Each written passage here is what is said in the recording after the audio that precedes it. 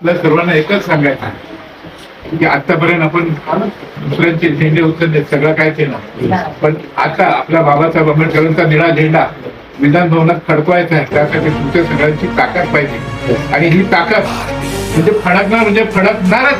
त्यासाठी तुम्ही सर्वांनी हे झालं गेलं तर निसटून जायचं. आपल्याला पुढे आपल्या बाबासाहेब आंबेडकरांनी जे मत दिलं, आपल्याला मांडण्याचा अधिकार दिलाय त्या घटनेच्या माध्यमातून, ते बाबासाहेब आंबेडकरांचं जे आपण नाव काढतो ते आम्ही बाबासाहेबांचे लेकर आहोत. त्यामुळे आपण सर्वांनी येणाऱ्या विधानसभेमध्ये